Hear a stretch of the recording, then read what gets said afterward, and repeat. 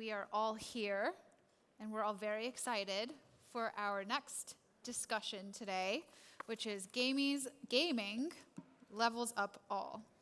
So gaming has become an undeniable artistic, cultural, and economic phenomenon thanks to the rapid growth in esports and mobile platforms. Video games have become a means of creative and financial empowerment. Live streaming alone has become a multi-billion-dollar industry.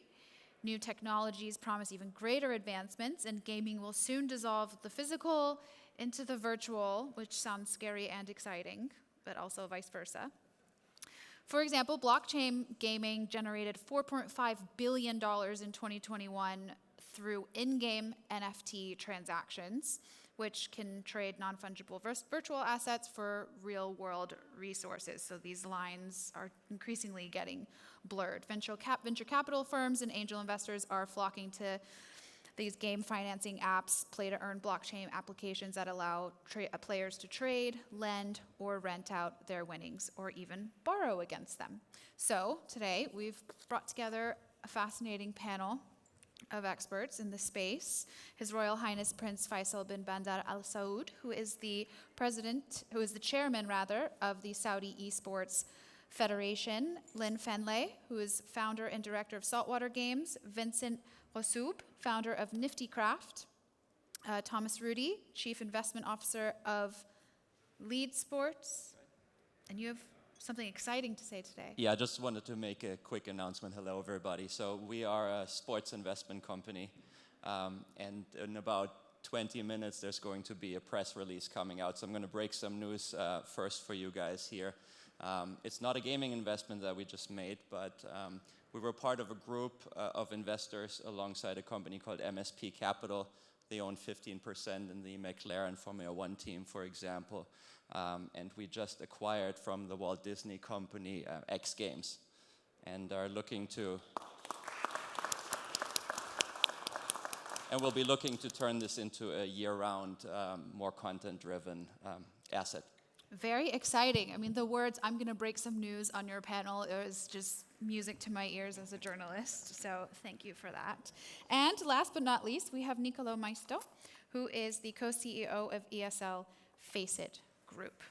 So lots of questions, and unfortunately not as much time. So I want to start out with my first question, which is, will gaming continue to blur the distinction between real world and virtual world creation and economies? Who wants to take that first? That's a big call. I'm the new kid here. I would have thought I'm the new guy here in this panel. It turns out this is the group, and I'm busting in. So, hi, Len. Welcome. From Saltwater Games. So it's your induction. Great question to start us off, and 100% absolutely. We at Saltwater Games, we see a AAA game experience with real-world positive impact as absolutely essential. So in our world, we call it play to impact, where we're trying to blur the lines between physical and virtual across more than just gaming experience, but also on how we invest in the real world to create game rewards back in for the gamers to then expand and spend more time in our world, all wrapped around motorsport. As far as gamers' behavior is concerned, a lot of their real-world motivations and their real-world behaviors are already taking place in the virtual experiences, even before the so-called metaverse, the so-called open protocols. I'll give you some bottoms-up examples that we've faced in some of the multiplayer games we had. We've had hundreds of people meet in the game and become spouses. We've had dozens, tens of employer-employees meeting. We've had some sponsors sponsoring other people inside of who met in the game for migration from Syria to Bahrain or to Saudi or to places like that. So while games are naturally, leading the transformation from real world to virtual world, the question I think is, will other industries follow? So some of the examples I named are dating, right, when they meet in the game, are a job network when they hire each other in the game. Today, dating, job networks, or whatever you find in the so-called old world is not yet in the virtual world. Though the behavior is already there. It's not even latent. It's not a hidden behavior. It's a manifest behavior, and it's in games. So that's why I'm telling you the question is, will other industries follow? And that, I don't know.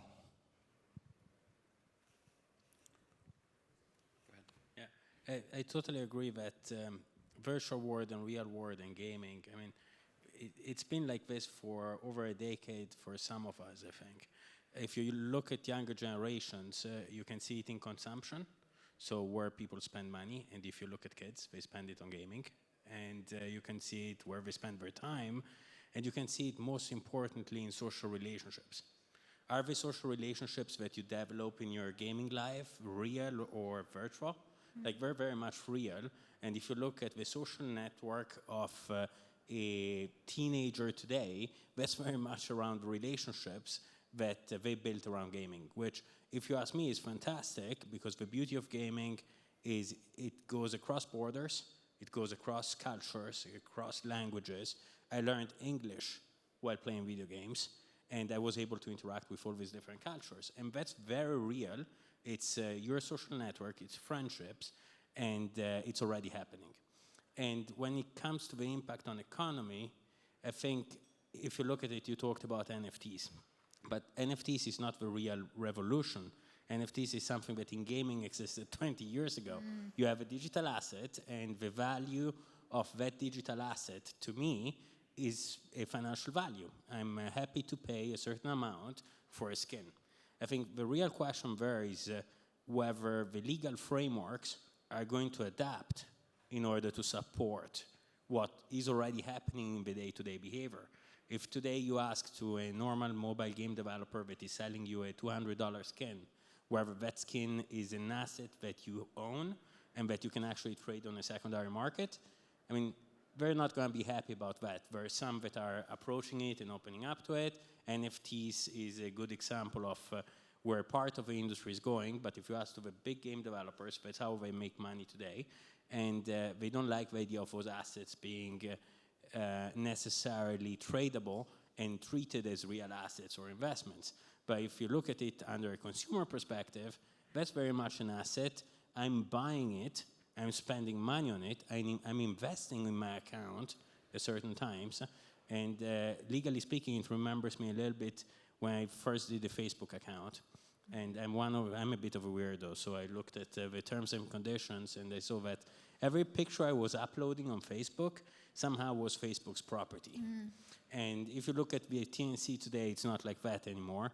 But I feel like gaming is going a little bit in that direction. You already have an economic asset in your account.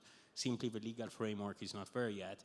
And NFTs, the answer a little bit to, or it's the first time that people need to realize, do we want that legal framework or not, and what is going to happen without the blur that you have today.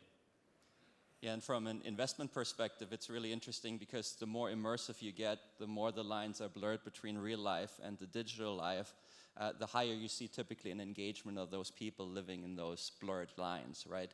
And from an investment perspective, as those lines are blurred, that's what you see. You want to see a high engagement because that typically opens up a lot of different revenue streams that people can take advantage of. NFTs, as Niccolo said, is one of these examples.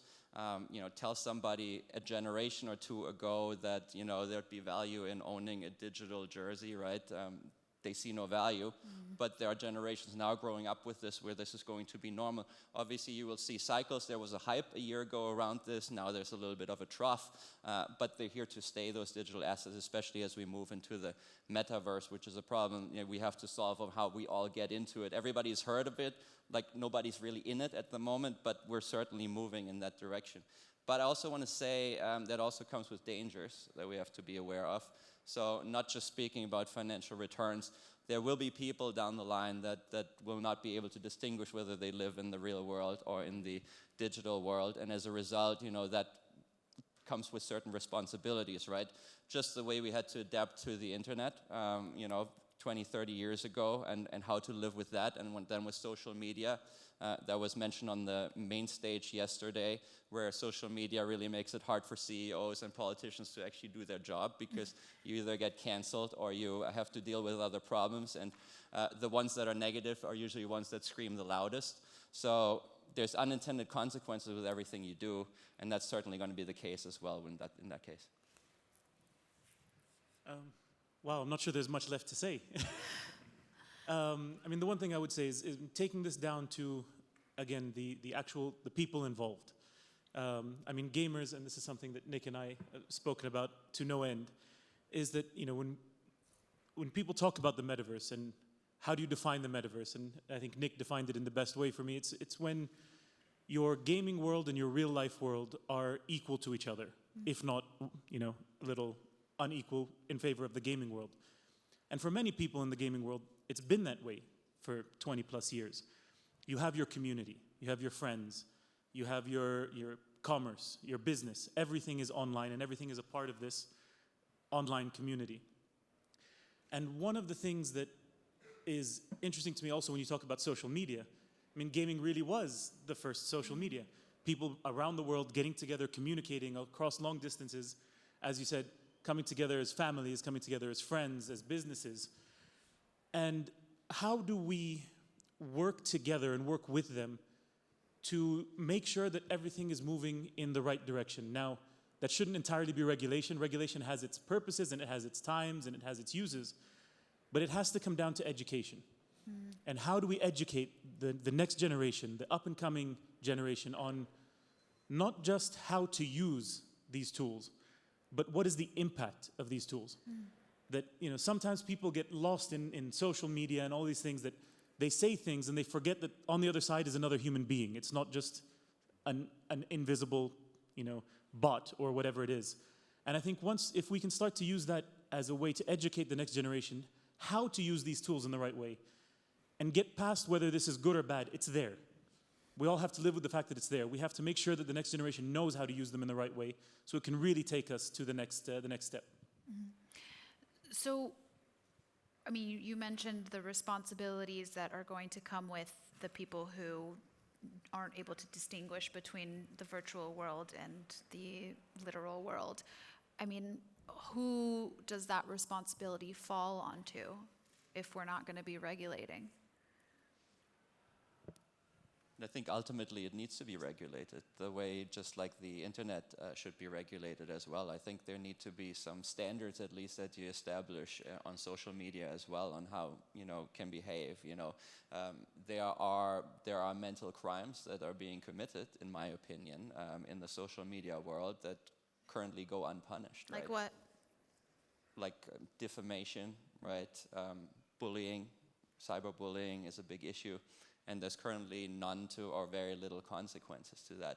So as a result, somebody like, you know, if I was to shove somebody or punch somebody here in public, you know, I have to face the consequences. If you do the digital equivalent of that, I think there should be a consequence to that as well. For people to realize exactly what His Royal Highness said, that there's humans on the other side, right? So you treat them with respect. You have to, and that's what you need to teach the future generation as well, because if it's all about gaming, right, where you try to beat the other one and in a jovial way, you know, there might be some fighting and some shooting and all that stuff, that is a game, but there's rules once you're out of those games, and I think that's really important.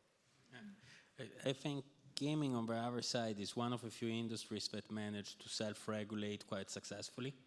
And if you look at it, it's actually very important. I think putting regulation on something as innovative and as quick, as fast-paced as gaming is a big risk. And when it comes to innovation, regulation is often seen as a potential issue. I think when it comes to, we define what you were talking about as toxicity, we're lucky in a certain sense, because it's something that is very much in line with what game publishers, game developers, and platform are incentivized to tackle. So a perfect example is what we built as an engine, which is our anti-toxicity engine. We realized relatively early on that toxic behavior is actually one of the main drivers of churn. And that churn, we didn't do it just because we're nice. I like to think we're nice, but it's not the only reason. The other reason is it's actually a business objective for us to reduce churn. And if you implement a toxic behavior, we know for a fact that we're going to end up losing users and losing subscribers. And that investment, it's probably one of the biggest investments we did in the past few years.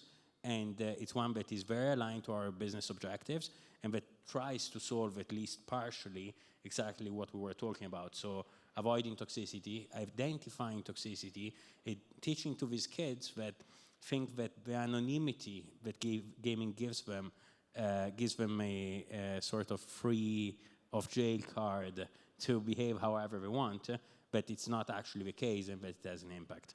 And I think that's a really great point that you're making there. Just a quick question on that, actually. Since you're self-regulating, do you think that you could speak with colleagues and industry professionals to create a standard around it if you're self-regulating with others then? So I think the way we deal with it is we let the community decide what the standards are. So the way we built that engine is we identify certain behaviors, and then the community can judge what is toxic and what is not, what is acceptable and what is not. And then we adapt to basically what comes out of it. It's machine learning based, so we can scale it. And we're starting to give it as a tool to game publishers and game developers. I think different communities accept different things. So if you take a game with teenagers, it's probably a very different level of acceptance compared to a game with an average age of 35, 40, where language can probably be a little bit more free and open or direct. So it's something that we leave to the community when it comes to our sort of thing or our thinking. When it comes to having a standard, I think you can definitely push in that direction. I don't think you need regulation. Like, you don't need to force an entity that already has a business objective that is aligned to the outcome we want to go in that direction. I think the economic interest is already there to tackle it. Sounds like a gaming democracy that's working better in the virtual world than in the literal world. Toxicity inside games is like cancer in your body. It kills you. It kills the game. As far as gamers are concerned, if there's a rumor of a game being toxic, forget about it. The game is not going to be welcome. You can call it a form of self-regulation, but it's actually even much stronger than self-regulation. It's not like they voice concern about toxicity, or they want to find each other about toxicity. They just shun you away, and it's the survival of the platform that's at risk. Regarding regulation, as a result of this, in this context, I don't think one would have to regulate technology or tools. You regulate, I guess, you would regulate behavior. By way of example, do you regulate fire? Like right now, I can offer you fire to warm you up, or I can burn you with fire, right? So you regulate how I behave with fire, and you can extrapolate this to nuclear or to games or to the blockchain. With the emergence of blockchain technology, not only are value chains collapsing onto each other, where the participants in a game or a network or whatever own it without the need of a Facebook sitting in the middle or of a YouTube sitting in the middle to regulate. It's really difficult. You don't even have a custodian to go to and tell them these are the terms and conditions, be careful of such and such regulation. It's really difficult because of the technology. So I guess the last resort for regulation, and it's really welcome, is to actually focus on behavior. And I think that, again, goes back to the conversation about education. I mean, with this as an industry, the difficulty in regulating this industry is a lot of the regulation comes from the IP owner. So it's different regulating games as opposed to regulating football, for example. Nobody owns football.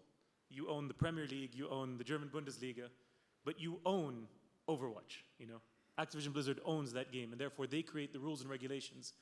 And as Nick was saying, it's in the interest of what they're doing and their business to make sure that they clamp down on toxicity as much as possible. It's in the interest of their community, it's in the interest of their business, their esport, and everything that they are. And at some point, as a community, these are the leaders of the future. These are, our young men and women, and they will take the lead whether we like it or not. So giving them the opportunity, as Nick said, to really take the lead in that and weed out the toxicity. But what I think we have to do, rather than regulate, is give them the tools. How do you give them the tools to understand that this is wrong, right versus wrong, that's education. Give them the tools to notify people that this is happening and this is not happening. But also, as a publisher, understand and help them to understand that while you are doing this, you have to understand that you are not anonymous. You are being held accountable for your actions. Because you are one person as part of this community, and we will do what's best for the community, not for the individual. And I think that's where, again, it's society at large, and the way it always has. It's just this digital community is really growing much faster, and it's much younger. And they're being given these responsibilities at a much younger age. So we have to give them the same tools that we as adults were given, in the past. Give them the same tools to advance and take a leadership role in this that we do in other industries. Yeah, just to echo some of the comments that have gone around here as well, and just to move away a little bit from regulation as well, because the community votes with their feet. If you don't deliver an environment that's a AAA experience in some form or another, if you don't give them an opportunity for education or something where it's easy to learn and hard to master, if you don't give them a reward system that rewards them for the time and the sacrifice that they're putting into your world in the first place, and if you don't even give them something where they can actually cross over skills into the real world as well, is something that we've been working on a lot. And the other stat that came out just recently was 66% of Xbox gamers want to be playing games that have social or environmental impact linked into the narrative of the business, not necessarily the game, but within the business. So if there's toxicity or if any of those other factors are missing, they're going to vote with their feet. There are other worlds to go to. That's the whole benefit and the love of the metaverse. There are more than one. And on the investment front, or particularly investors, where are the opportunities in these emerging technologies when it comes to gaming? What needs to be seized? So before I started Saltwater Games, I've been building tech companies for 25 plus years, the UK, Middle East, and Australia. I exited and I sort of semi-retired at the end of 2017. I think I lasted about 3 days. But I was investing in companies all the way along. Everything from flying race cars, and actually they're presenting here today, space machines and space tech and infrastructure, through to artificial intelligence, VR, blockchain, and some more. One of the things that I've always looked for is platform or infrastructure investments, something where the business itself isn't the sole reason that the platform is scales. It's the creators that sit on top of it. So how do you take a platform and scale it exponentially by adding value to the creatives or the engineers that want to build on top of your platform? Similar to some of the things you were talking about earlier as well, around trying to take the good work that you've done and then allow others to scale it. So a platform is the way forward, I think. Yeah, and when you look at the gaming market, you have to distinguish, I think, between esports and gaming. The gaming industry itself is highly established, has been around for a long time. In fact, it's larger than the music and television and movie industry combined. Wow. 200 billion in revenues, over 3 billion gamers actively worldwide. And that has been growing and actually stagnating a little bit in Europe and in North America. Here in the Middle East is actually the fastest growing at over 10%. I believe it's 10.8 or 11%, where the gaming market is still growing here. So this is a very hot market to be in, super interesting market to be in. But when you look at esports, that's where the opportunities are, right? In the esports market, feels a little bit more like venture. There's a lot of early stage companies. You have built some companies successfully. Platform is the right approach, and I think platform is a signal that naturally happens when there's a lot of innovation in it and a lot of people starting companies. It leads to a fragmented market, and so eventually it's going to lead to consolidation, and that's going to create your platforms. Obviously, the best known platform is Twitch, right, as a streaming platform for gaming. We have invested through our fund at least sports into Router, which is the Twitch of esports in India, with about 20 million monthly active users. And we just made an investment in September into an Australian company called Gamers. They're an esports publishing company that actually nobody knows because it's mostly their sub-brands that are well known, such as Esports, for example. And they have 55 million monthly active users. They're actually one of the few esports companies that are profitable, which is something that we look for as investors. And with that, even though nobody knows them, they're actually the second largest esports company in the world in terms of users behind Twitch. So for me, again, I look at this from a bit of a different point of view. As a lifelong gamer, one of the things I've always enjoyed is entering into the world of a game, getting into the story. It is so much more immersive than any other thing that you can get, more immersive than movies, TVs, reading, because you're actually living out the story. You're not just hearing it or reading it. And I think one of the unique abilities that you have today, indie gaming was always something that was very important. And indie gaming was always based on story rather than quality. If you had a good story, people would come to play. Then that would get taken up by one of the big boys and made into one of the great games with great graphics and all of that. What you now have today is the tools to make a AAA style game at an indie gamer's or an indie industry's budget. Which means that you now have the ability to not just make a great story and make a new story, but make that story at the best graphics level, at the best immersiveness. And so for me, the ability to tell that story, the ability to bring people in and really create something new is the future of everything that we're doing. And so for me, I would say the key investment is in people. Because it's those people that are going to make those stories, that are going to come together, that are going to then create those platforms that are going to move everything forward. And it's that next generation. They now have the tools. Now we have to show them the path. The tools are there for you to use. We need to show them how to use those tools and how to succeed at that, and then get out of their way and let them take the lead. And among those people that are needing to be invested in, where is the role of women in the future of gaming? I think women are the future of gaming, quite frankly. They are underserved in this as an industry. As Saudi, for example, 48% of our gaming community is female. So it's 50-50. But if you look at our esports community, that's closer to less than 5%. Now that's not because there's a lack of talent. But what we need to do is have a showcase. We had our first, top professional female, Najd Al-Fahad, who won the Intercollegiate World Championship in FIFA. She took part in our local FIFA league. She represented Al-Hilal. And so she signed a professional contract with a professional football team to be their representative in this game. And letting her lead the way.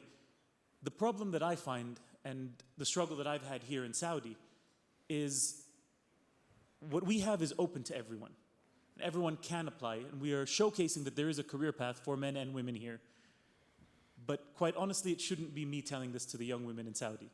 There should be young women leaders who are telling this to each other, telling this to their community.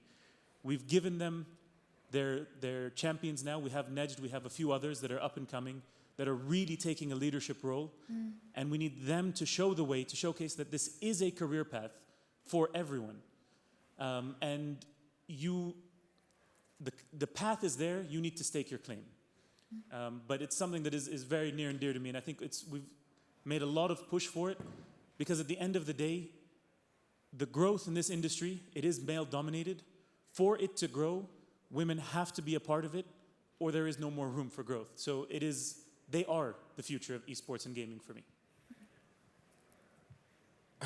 I belong to a guild in an MMORPG, and our leader is a lady. And she's really tough and very strict, and maybe about to kick me out of the guild. So on the consumer side, truly, yeah, she's about 45. Like it's not a teenager. I think on the consumer side, the demand from females is there, but it's still underserved because most of the producers of games are males. sadly. And they just cannot, we cannot wrap our heads around, making something that satisfies ladies. So just like Prince Faisal is finding proximate role models for female gamers to become athletes in esports, I think we need to have proximate role models that are female inside of the industry on the producing side. And just pressure. I mean, the pressure of the market, the fact that it's a potential market that's untapped, is music to ears of the producers. We just need a bit more push from, the female side to contribute. Sadly, we in my company actually we have, when everything else is equal, we prefer a female over a male to join the team, but we still have a hard time, and we need more pressure or more, I'm not sure, it has to come from the other side. There has been, especially after all the fiasco of Blizzard that occurred and the sexual harassment cases and whatnot, there has been much more openness from within that closed circle of game producers to welcome female producers. And it's still not grabbed out there, and I really don't know. This is the status quo, but I really don't know how to solve the issue. Well, I look forward to seeing all of you men leading the way on this front, and unfortunately, we do not have any more time to discuss this time, which means we're just going to have a follow-up panel, particularly on this subject. Thank you all, and I hope you all join me in thanking our lovely panelists.